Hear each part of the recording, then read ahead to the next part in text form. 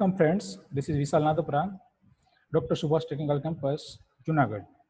We are studying the chapter Fluid Kinematics in the lecture series of Fluid Mechanics, in which we had seen in the last lecture about the types of flow lines, which consist of path line, streamline, streak line. And follow that, we have seen the definition of the stream tube also.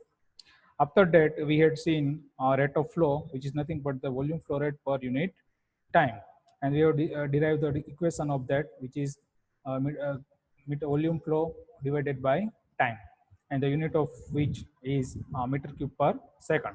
Then we have derived the continuity equation, which is based on the conservation of the mass.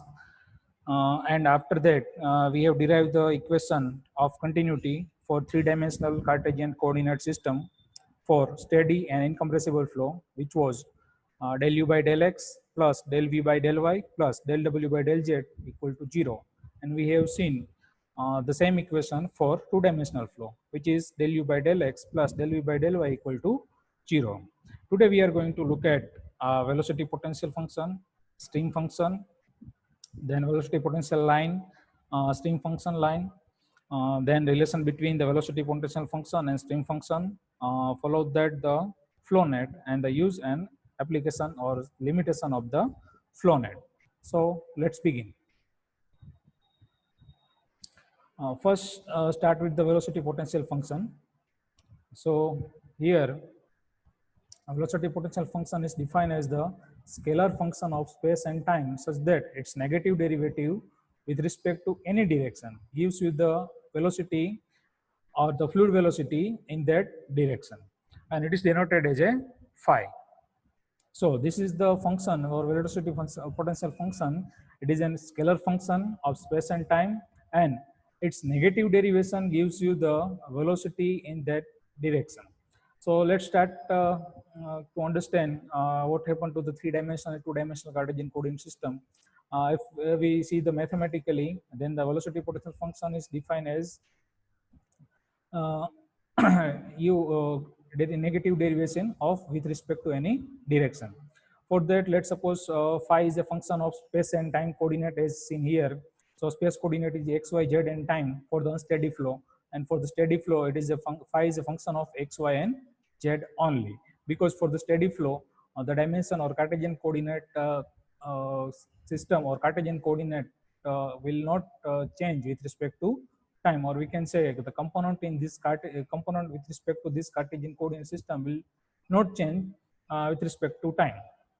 So let's see, as per the definition, how does we can derive the velocity potential function. Say it is the negative derivation, so take negative derivation with respect to x will give you the velocity in that direction. So if we take derivation of phi with respect to x, which is nothing but the x coordinate, let's see here, this is x, y, and z coordinate. So if this is x coordinate, then in this direction we always consider the u as a velocity component. Then negative derivative of this potential function with respect to any direction will give you the velocity in this direction. So by this, u is equal to negative of del phi by del x, and so for the any other function u and v, we can derive v is equal to negative of del phi by del y, and w is equal to negative of del phi by del z. Here again, keep in mind that this is not an complete derivation, this is a partial derivation. So the phi is vary in this in x direction only, whereas the component of phi in any other direction, say this y direction and z direction, are constant when we are deriving the equation. Again, one important thing is to notice here that the negative sign indicates the phi decreases here. Phi will decreases with the increases of the value of x, y, and z. So let's think here, as the value of x increases. So as you move in the direction of x, the value of x will increase, but at the same time, the velocity will decrease. Say the component of velocity in the x direction will decreases in magnitude. So in other words, it indicates that the flow is always in the direction of decreasing phi. So flow is always occur in the direction where the value of phi will decreases. Now let's see further. If we derive the equation for the continuity equation, then first let's see the continuity equation for incompressible steady flow, which is del u by del x, del v by del y, and del w by del z. If we put the value of u, v, and w from the previous equation, which we have derived here, so we will put the value of this u, v, and w in the equation of continuity for three-dimensional Cartesian coordinate system, and we get the relation like this: del by del x of minus del phi by del y. It is nothing but the value of u from the previous equation. Then del by del y of minus del phi by del y, which is the value of v, and if we put value of w here, then we get the equation like this. And in the summary, we get the del 2 phi by del x square, which is nothing but the second derivative of the phi with respect to x, and we get the three terms in respective directions, say x, y, and z. So now this equation will become the Laplace equation. So ultimately we can say the potential function is represent, or we can say it satisfy the Laplace equations, and thus the function phi that satisfy the Laplace equation will correspond to the some case of fluid flow. So this is Laplace. What the Laplace equation indicates? It indicates any type of flow.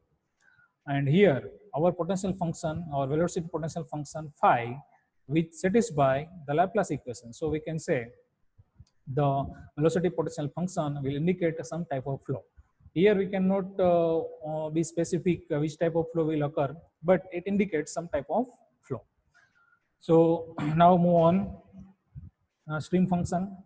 So again, as per the velocity function, the stream function is defined as the function of space and time, such that its partial derivative with respect to any direction gives the velocity component at right angle to this direction. So here, what is the difference? The difference is that only in velocity potential function, the derivation is gives you the velocity in that direction. Yeah, whereas here in stream function, it gives you the velocity at right angle. And in most probably, stream function will work only for two-dimensional Cartesian coordinate system. It is denoted as a phi. So for the two-dimensional Cartesian coordinate system, if psi is the function of space and time, then we can say, or we can write psi is a function of x, y, and t for the unsteady flow, and function of f of any function of x and y for the steady flow. So as per the definition, if we take the partial derivation with respect to y or any direction, it gives you the velocity at a right angle. So here the right angle is u, because y is the in y direction the velocity component is v, and in the x direction velocity component is u. So here you get the u direction, and for the v it is the negative of del psi by del x. Say the derivation of function or string function psi with respect to x direction, which give the velocity at right angle, which is nothing but the velocity component in y direction, and it is a negative here. So let's see whether this function will satisfy the Laplace equation or not. For the two-dimensional Cartesian coordinates continuity equation, dimensional continuity equation, that is del u by del x, del v by del y. Now put the value of u and v from the previous equation in this equation. Previous equation is like this. From this equation, value of u and v. Then we get del by del x of del psi by del y plus del by del y of minus del psi by del x equal to 0.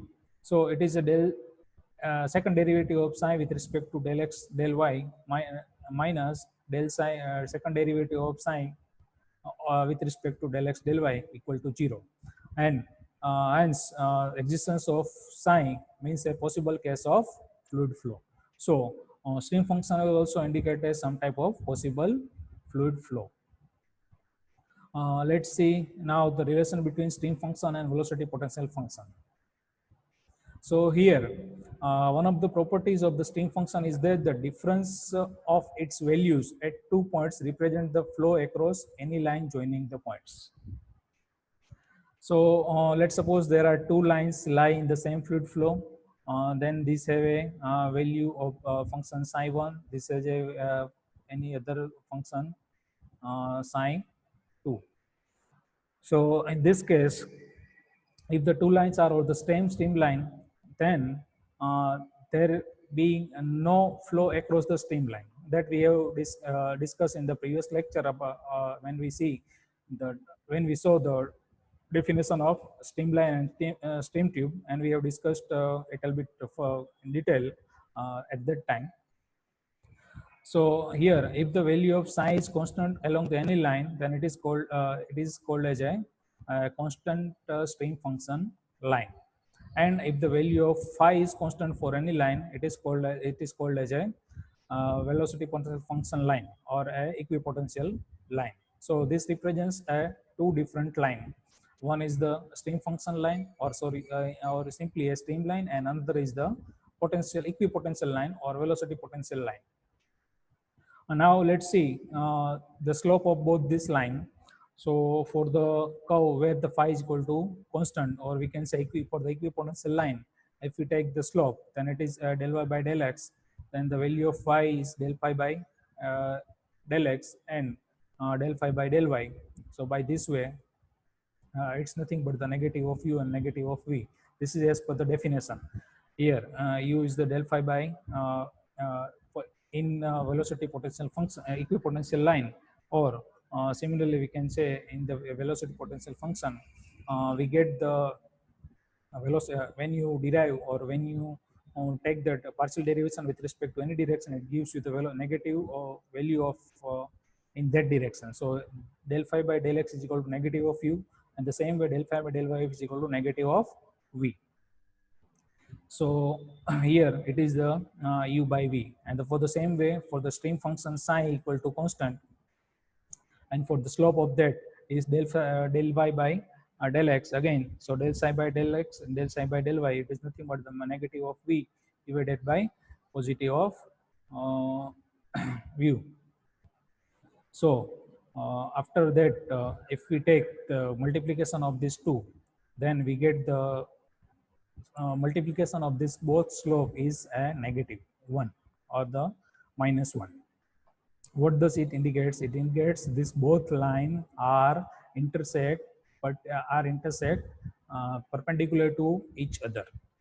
So it is the something like this. Say this is the equipotential line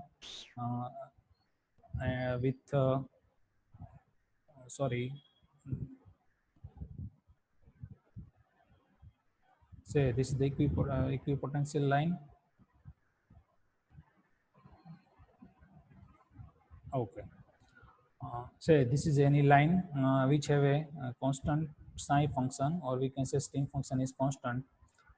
Then this become a equipotential line where phi is constant, because the slope of both or this multiplication of slope of both the lines are negative 1. Say u by v multiplied by negative of v by u, then v cancel out and u cancel out. The answer is minus 1. So we can say the streamlines and equipotential lines intersect each other at orthogonally at all point of intersection.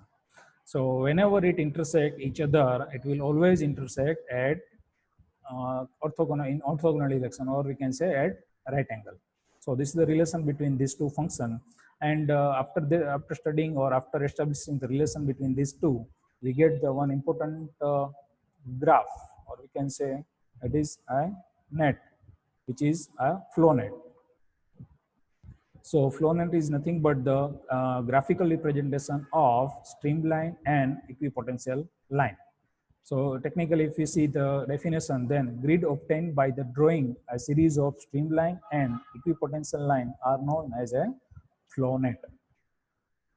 So here there are three model of flow net and equipotential line are shown as per the given. Here you can say this is the case of pipe flow, in which the horizontal line indicates the stream function or the constant stream. It is called as streamline, and the line orthogonal to this streamline, it is called as a equipotential line, and it all intersect each other at 90 degree. Here you can say.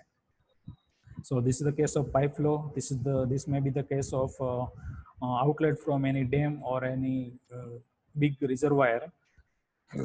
with the with the inlet, sorry, with the outlet have a curved surface at the outlet section. So here the streamline will be like this. Here you can say the distance between streamline will be decreases here, and so the velocity is increases here, that we have discussed in previous lectures also. And this is the equipotential line, so this all have a value or some value of phi which is constant along this line.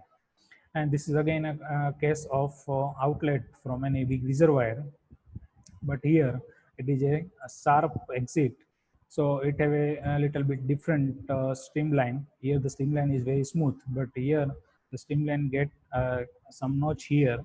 So this is the difference in the flow nets, where the outlet is with the curved outlet and with the very sharp outlet. So the by this way, the FlowNet provides a simple graphical technique for studying the two-dimensional irrotational flow, especially in the cases where the mathematical relation for the stream function and velocity potential function are either not available or rather difficult and cumbersome to solve. So this may be helpful when you are not capable to develop any mathematical relation. Uh, at that time, this will help. This will be helpful for the understanding or for the clear definition of the types of flow. So this is the flow net. Now let's see the little bit use and limitation of the flow net. If we think about the application or the use of flow net, then it is used to determine the streamline and equipotential line. Uh, it is also used to determine the quantity of seepage and upward lift pressure below the hydraulic structure. So by this way, we can consider the upward lift pressure for a particular hydraulic structure. It is also used to determine the velocity and pressure distribution for a given boundaries of the flow. So it will provide us the distribution of the velocity as well as pressure. From that, we can derive or we can assume that the amount of pressure or amount of velocity, and thus we can design or we can modify our design or predict the strength or the stability of the design. So by this way, it is very helpful in that perspective. And the last application is to determine the design of the outlet of their streamlining. So this is the uses or application of the FlowNet. Then let's see the limitation of the FlowNet. If we think about the limitation, then the FlowNet analysis cannot be applied in the region close to the boundary. Why? Because close to the boundary? Because close to the boundary, the viscous force are predominant, and the governing equation we can consider with respect to viscosity only. So in this case or in this region, we cannot apply or the FlowNet or the graphical representation of FlowNet will be not useful, or we can say not applied not applied correctly. It will give us the relation approximately. In another limitation, in the case of flow of a fluid passed over a solid body, while the flow net gives a fairly accurate picture of the flow pattern for the upstream part of the solid body, it can give a little information concerning the flow condition at the rear because the separation and eddies are formatted. Yes, this is the very important. It is just like a paradox because when we see the flow around any body. Let's suppose this is an arbitrary shape body and a flow occurs in this direction. In this case, streamline will move like this. If this is like this, and if we bottom, it will be like this. So in this case, here in the region or upstream side, the flow net or the velocity potential function or an equipotential line and streamline both are work as per the requirement, and it will give us the exact definition of the pressure and velocity condition. But when it passes through the solid body, here in the backside of this body, there are eddies generated, and these eddies will not will not let this line to represent the perfect definition of this pressure and velocity condition. So these are the two limitations of the flow net. And that is all for today, friends. Let's summarize what we have studied today. We started with velocity potential function, then stream function, and then we have seen the relation between the velocity potential function and stream function, followed by the flow net. And after that, we have seen the uses and limitation of the flow net. Thank you, friends.